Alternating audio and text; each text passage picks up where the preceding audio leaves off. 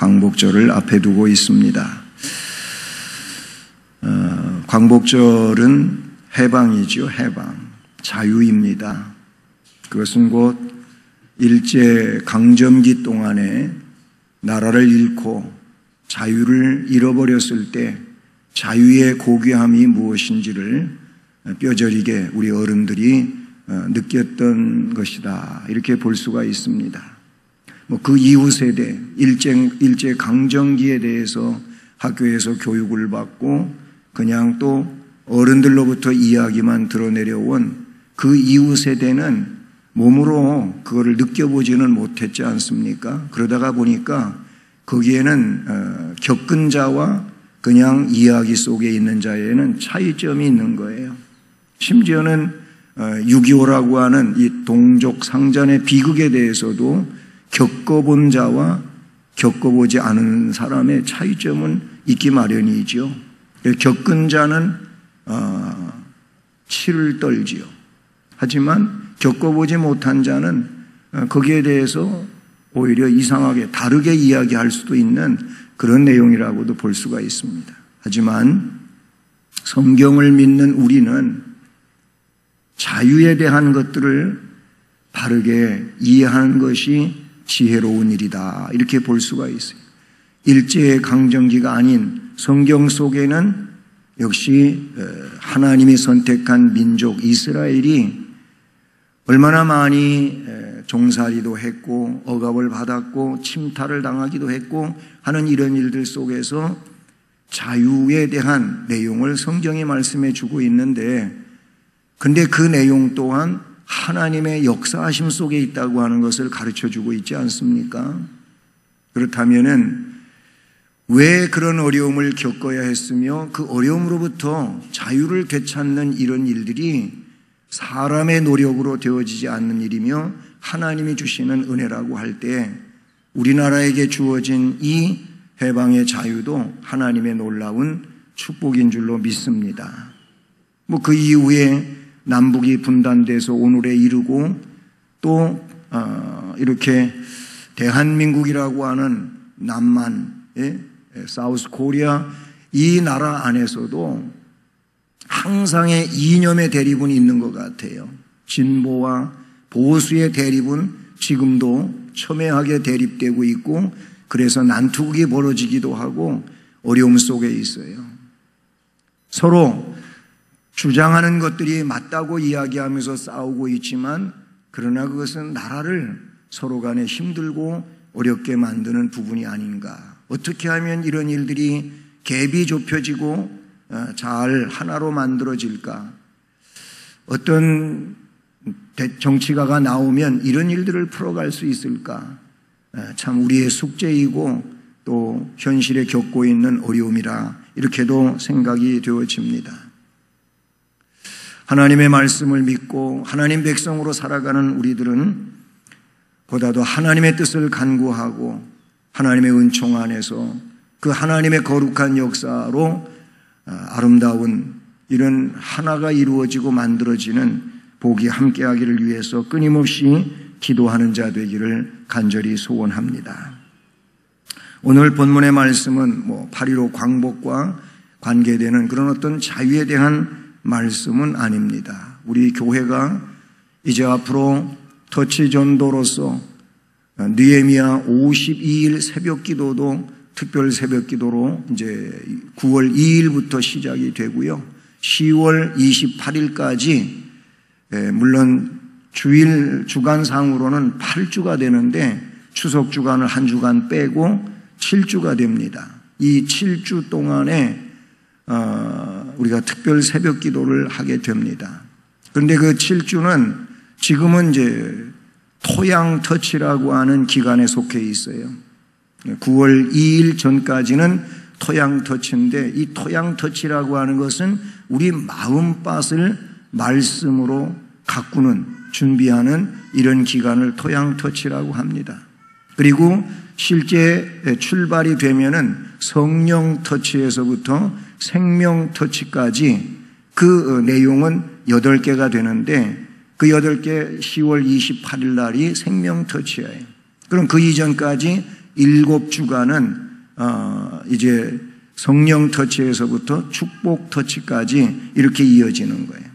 토양 터치 기간이기 때문에 이 토양을, 우리의 말씀의 토양을, 이 심령의 토양을 잘 가꾸자고 하는 이런 내용으로서 여러분에게 선포되어지는 말씀임을 기억하실 수 있기를 바랍니다. 우리나라는 올해는 참 특이한 이런 해지요.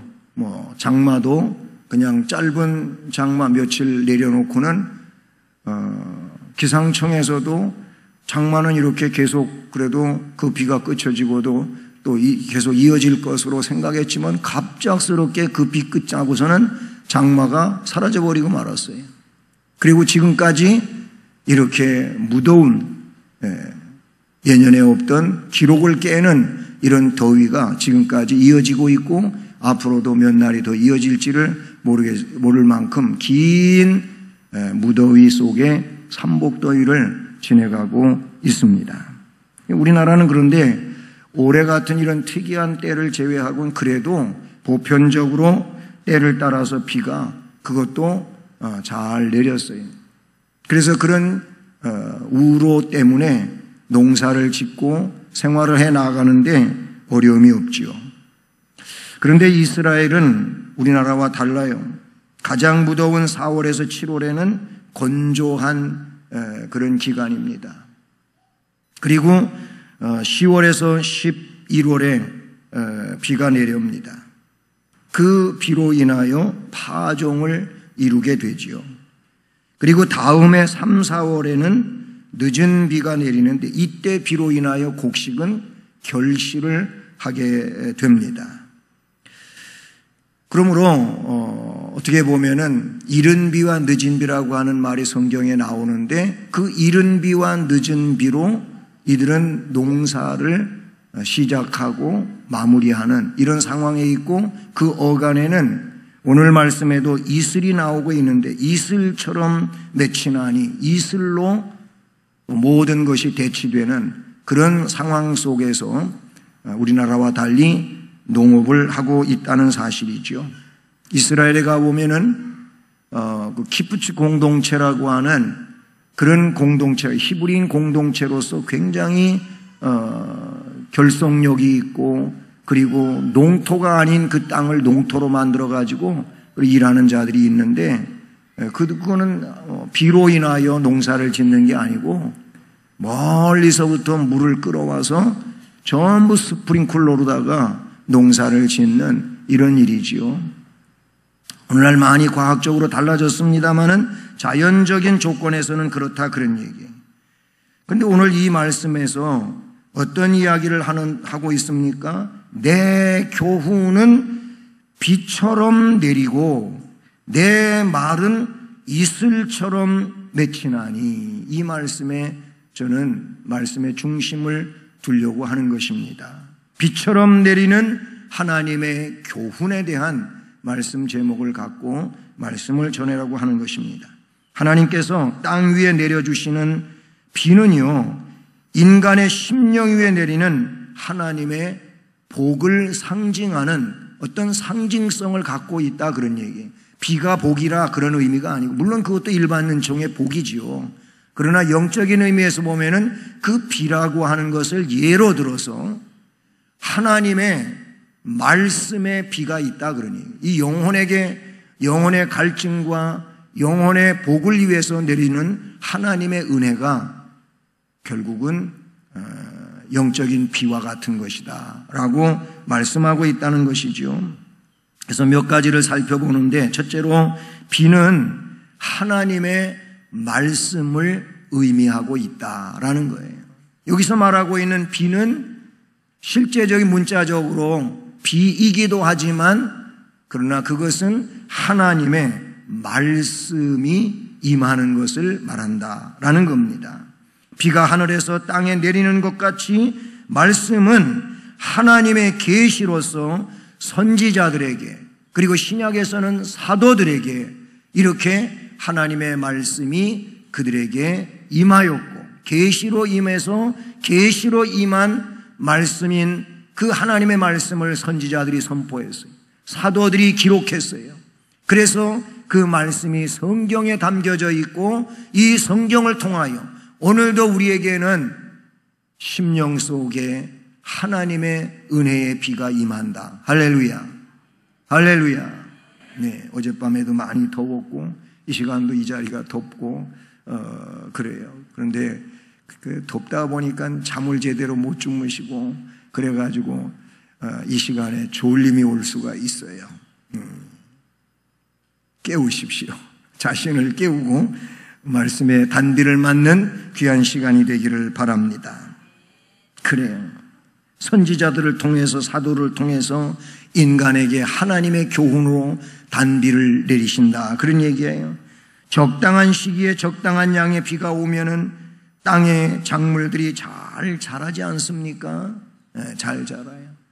여기 해년과는 다르게 올해는 화성의 이 성벽 주변으로 잔디를 키우고 있잖아요. 잔디밭이 많은데 근데 잔디밭이 전부 누렇게 됐어요. 말라 비틀어져 가지고 그래서 크지도 못하고 그런 누런 상황이 됐어요. 근데 다른 애의 장마철을 보면은요 하루가 다르게 그냥 뭐 잔디가 크고 풀과 함께 막 자라나고 있고 그래가지고 이거를 깎으러 돌아다니는 사람이 제때 못 깎아가지고 그냥 막 흩어진 머리카락처럼 그렇게 돼버리는 일들이 있었어요. 이 비가 올 때에는 잘 자란다 이거예요. 막 그냥 우후죽순처럼 큰다 그런 얘기죠. 근데 여러분 비가 와야 될 때 비가 오면 얼마나 단비가 되고 좋습니까? 그리고 그것도 적당히 오면 얼마나 좋습니까? 요즘에는 비가 와야 될 때 안 오고 오면은 또 적당하게 오는 게 아니고 그냥 한꺼번에 막 그냥 폭탄처럼 물폭탄이 쏟아져 가지고 그냥 물바다가 되고 피해를 입고 지하가 침수되고 길이 침수되고 막 하수도 이런 뚜껑들이 열려 가지고 그냥 분출하고 난리가 나요.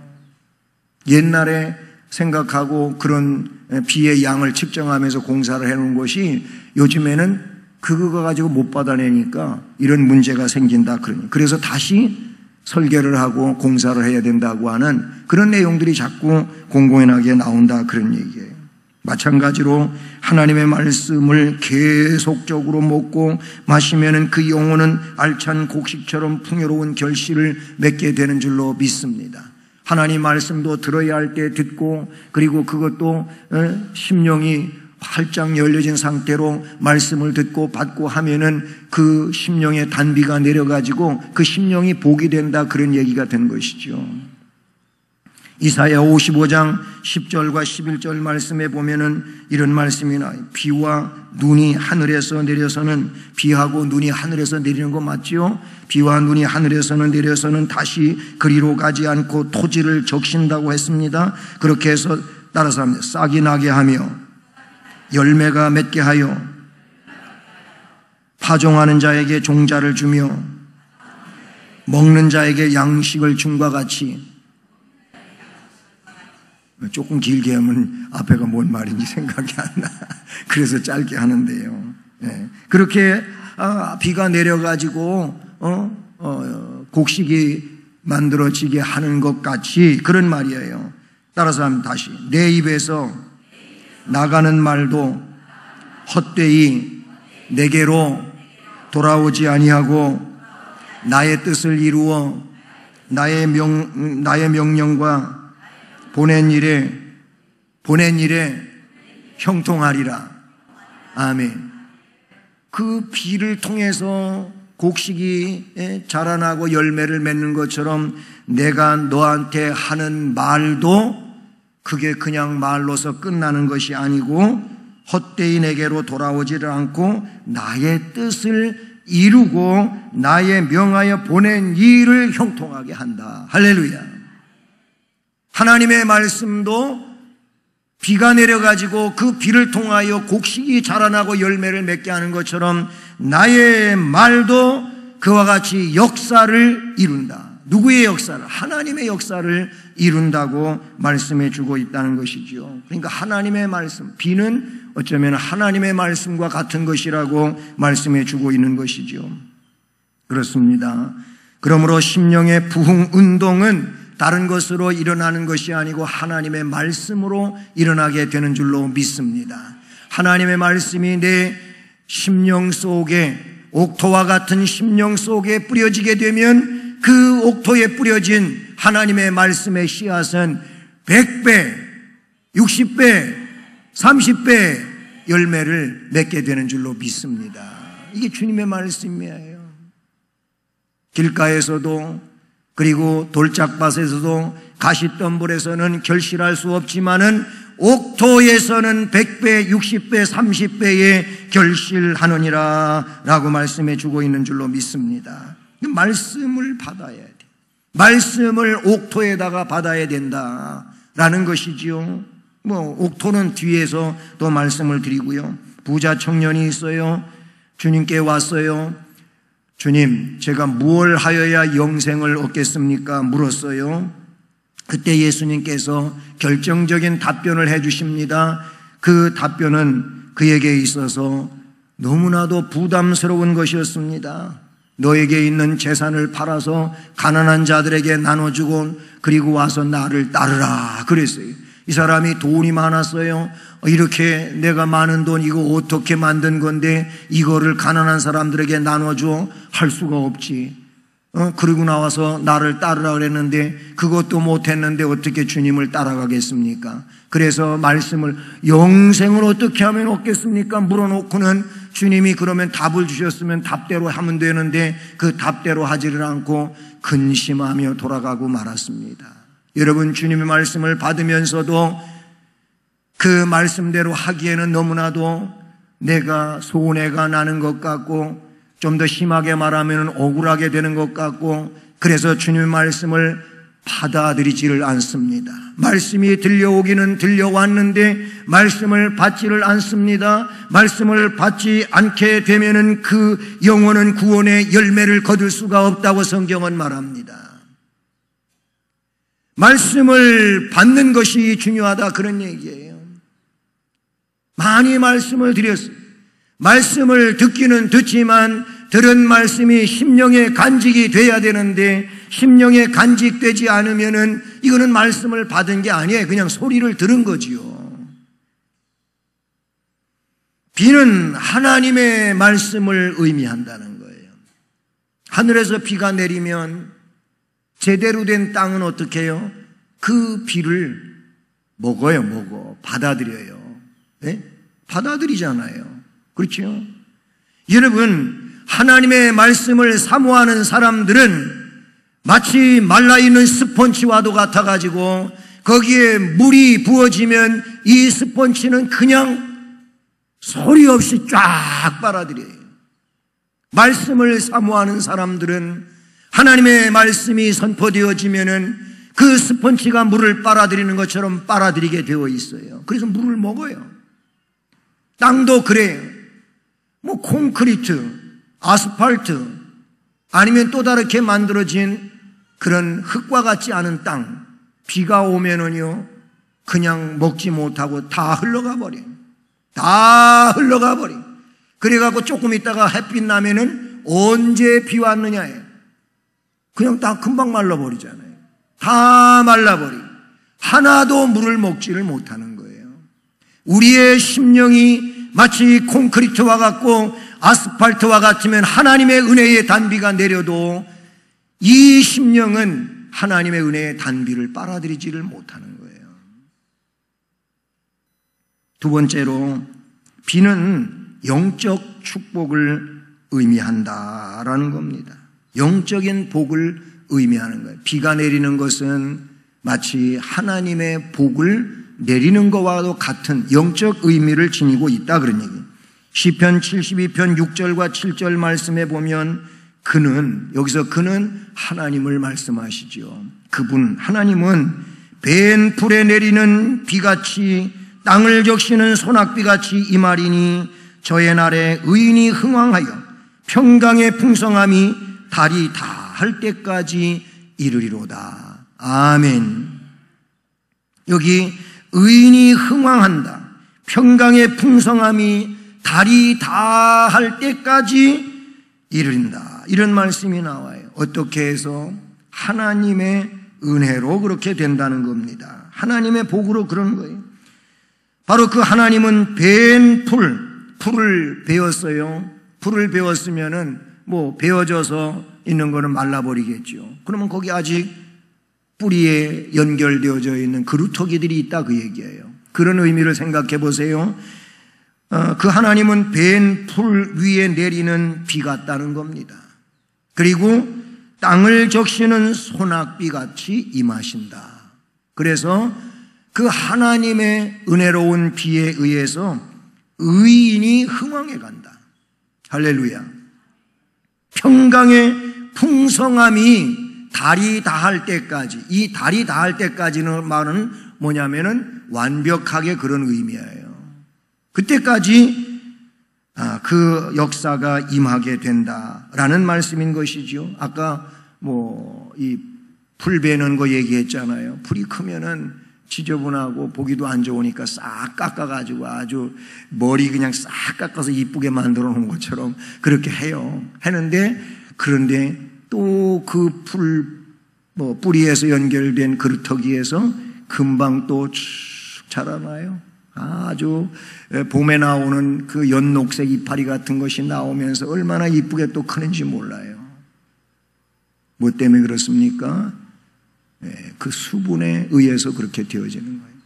베은 풀, 아무리 뿌리가 깊은 나무나 풀이라 할지라도 그냥 뿌리채 뽑아버리면 문제가 심각하지요. 그렇죠? 뿌리채 다 뽑아버리면 그거는 말라 죽을 수밖에 없어요. 그런데 뿌리는 그냥 남아있어. 그루터기는 있다. 뿌리와 그루터기는 그냥 건강하게 있으면 벤 풀과 똑같은 거죠. 그러면은 어떻게 시간이 지나면 거기서 또 움이 돋아서 나오게 돼 있죠. 시편에 다른 곳에 보게 되면은 그 집 어린 자녀들은 감람나무 위 두일에 식탁에 둘러 앉은 그런 것 같다고 표현하고 있어요. 그건 뭘 이야기하냐면 감람나무를 뚝 잘랐는데 거기에서 둥그런 그 밑둥에서 거기서 그냥 연한 순이 또 돋아나는 거예요. 그걸 상상하면서 말씀을 기록한 건데요. 자식이 그렇게 식탁에 빙 둘러앉아 있는 걸 생각해 보세요. 얼마나 보기 좋고 아름답냐 그런 의미인 것이죠.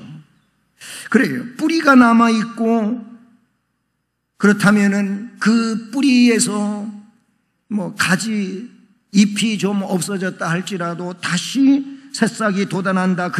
마찬가지로 우리가 엄청난 시련을 당했어요. 상처를 입었어요. 그렇지만 하나님께서 그 시련과 상처 위에 은혜의 단비를 내려주시면은 모든 상처는 치료가 되고 새로운 싹이 거기에서 돋아나게 되는 줄로 믿습니다. 은혜의 단비에 의해서 그러는 거예요. 뿌리채 뽑히는 심령이 아니라 뿌리와 밑둥이 바로 하나님의 말씀에 그대로 심겨져 있으면, 하나님의 또 말씀의 은혜의 단비를 맞으면 그 사람은 다시 싹이 나는 줄 알아요. 그 싹은 다시금 복되게 자라나고 열매 맺는 이런 역사로 나아가게 될 줄로 믿습니다. 신명기 11장 13절로 17절 말씀에 보게 되면은 내가 오늘 너희에게 명하는 내 명령을 너희가 만일 청종하고 너희 하나님 여호와를 사랑하여 마음을 다하고 뜻을 다하여 섬기면, 따라서 합니다. 여호와께서 너희의 땅에 이른 비 늦은 비를 적당한 때에 내리시리니 너희가 곡식과 포도주와 기름을 얻을 것이요. 길게 하면 잘 안 돼. 또 내가 먹고 배부를 것이라. 아멘. 거기도 말씀하셨어요. 하나님 말씀을 순종하고 사랑해서 마음을 다하고 뜻을 다하여 하나님을 섬기면 여호와 하나님이 너희 땅에다가 이른 비와 늦은 비를 그것도 적당하게 타이밍을 맞춰서 내려주신다. 그럼으로써 너희가 곡식과 포도주와 그리고 기름을 얻게 된다 그랬어요. 그리고 내가 그것을 먹으면서 배부를 것이라. 할렐루야. 이게 뭐예요? 하나님께서 영적 복을 내리시겠다고 말씀해 주시는 줄로 믿습니다. 비를 내리는 것처럼 하나님의 복을 내리시겠다고 하는 약속은 성경의 여러 곳에 나타나고 있다, 그런 얘기. 먼저는 레위기 26장 4절 말씀을 보면 내가 너희에게 철 따라 비를 주리니 땅은 그 산물을 내고 밭의 나무는 열매를 맺으리라. 무엇 때문에? 비 때문에. 비 때문에. 내려주는 비 때문에 산물이 그리고 나무가 열매를 맺는다는 거예요. 신명기 28장 12절 말씀에도 여호와께서 너를 위하여 하늘의 아름다운 보물 창고를 여셔서 내 땅의 때를 따라 비를 내리시고 내 손으로 하는 모든 일에 복을 주시리니 내가 많은 민족에게 꾸어줄지라도 너는 꾸이지 아니할지라. 아멘. 욥기서 29장 23절에 그들은 비를 기다리듯 나를 기다렸으며 봄비를 맞이하듯 입을 벌렸느니라. 비를 기다리는 것처럼 하나님을 기다렸다는 거예요.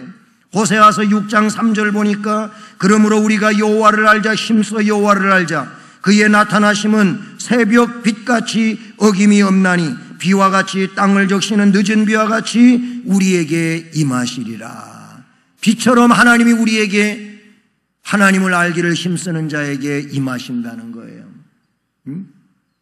요엘서 2장 23절에는 거기도 그가 너희를 위하여 비를 내리시되 이른 비를 적당하게 주시리니 이른 비와 늦은 비가 예전과 같다. 그래서 하나님께로 돌아온 자에게 요엘서도 회개하고 돌아온 자들에게 복을 주는 약속을 하고 있거든요. 그런 자들에게 하나님은 이른 비와 늦은 비를 주신다는 거예요.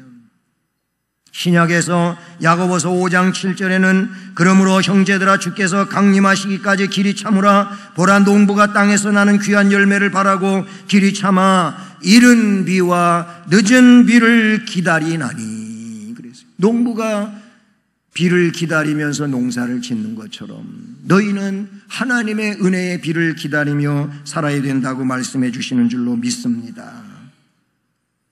마지막 세 번째로는 비는 하나님의 의를 의미한다라는 겁니다. 그러니까 비는 하나님의 말씀을 의미하고 또 영적 복을 의미하고 그리고 하나님의 의를 의미하는 것이 비에 나타나고 있는 그런 의미들이라고 볼 수가 있어요.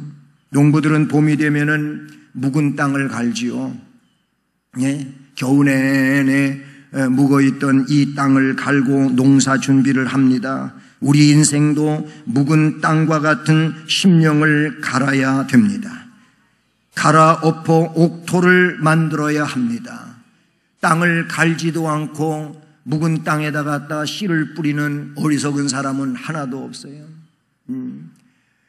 광교산 올라가면서 보면은 거기에 조그맣게 밭대기들을 만들어 놓고 이거를 도시에 살고 있는 사람들에게 주말 농장으로 분양을 했어요. 우리 교인 중에도 주말 농장에 농사를 하던 분도 계셔요.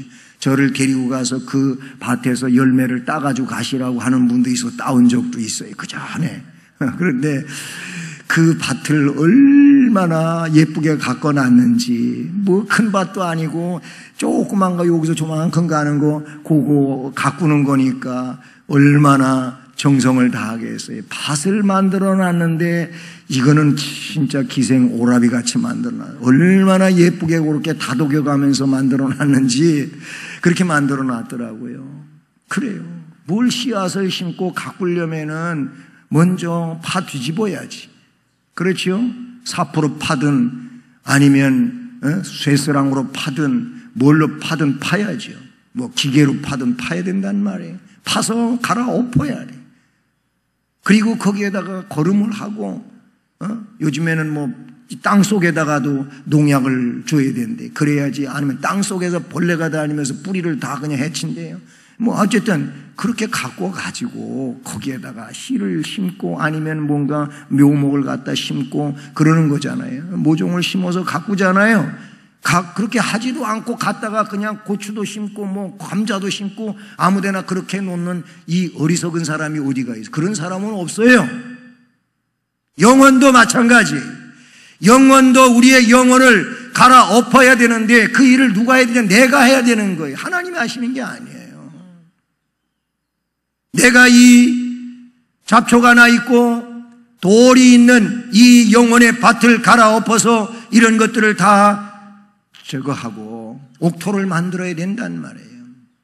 그리고 거기에 말씀의 씨를 심게 되면은 그 씨앗이 자라나기에 어려움이 없고 그리고 성장하고 열매를 맺게 되는 줄로 믿습니다. 호세아서 10장 12절에 그래서 뭐라고 이야기하고 있습니까? 너희가 자기를 위하여 의를 심고 긍휼을 거두라. 의를 심고 긍휼을 거두기 위해서는 어떻게 해야 되냐? 너희 묵은 땅을 기경하라. 여기서 기경은 뭐냐면 갈아엎으라는 거예요. 그렇게 하면 마침내 여호와께서 임하셔서 의를 빛처럼 내려주시리라 그랬어요. 그때 너희가 묵은 땅을 기경하게 되면 여호와께서 마침내 임하사 의를 빛처럼 내려주신다. 뭘? 의를 빛처럼 내려주신다는 거예요. 그게 뭐예요? 하나님의 비는 하나님의 의를 상징하고 있다, 그런 얘기인 것이죠. 우리는 자기 자신을 위하여 의를 심고 긍휼을 거두기 위하여 묵은 심령을 기경함으로 그 기경한 심령 속에 하나님의 의가 임하게 되는 줄로 믿습니다. 하나님은 인간이 구원을 위하여 의를 쌓으며 긍휼을 구하는 기도를 드릴 때 그 능력의 팔로서 우리를 구원해 주시고 역사하실 줄로 믿습니다. 인간 스스로의 부패성과 세상의 죄악으로 인하여 우리의 마음이 황폐해지고 그로 인하여 하나님께 범죄하여 신음중에 괴로워하고 있을 때 하나님께서는 말씀을 우리에게 은혜의 단비로 부어주셔서 그 말씀으로 그 모든 것들을 녹여내고 그리고 바르게 성장되고 열매를 맺게 해주시는 줄로 믿습니다. 그러므로 우리는 그의 은혜의 비로 인하여 소생하며 치료받고 새로운 삶을 살아갈 수 있게 되는 줄로 믿습니다. 그리고 비가 어느 곳이나 구별 없이 내리는 것처럼 하나님의 공의는 어느 곳이나 적용돼 상 줄 자에게 상을 줄 것이고 심판받을 자에게 진노의 심판을 하시는 하나님의 역사가 반드시 임하게 될 줄로 믿습니다. 말씀을 마무리합니다. 사랑하는 여러분, 하나님의 말씀의 비를 충분히 받읍시다. 아멘. 그리고 하나님의 영적 복의 비를 충분히 받읍시다. 그리고 세 번째로 말씀을 드린 하나님의 의의 비를 충분히 받읍시다. 그래서 능력 있고 또 역사를 이루는 행복한 신앙인이 다 되시기를 주님의 이름으로 축복합니다. 사랑의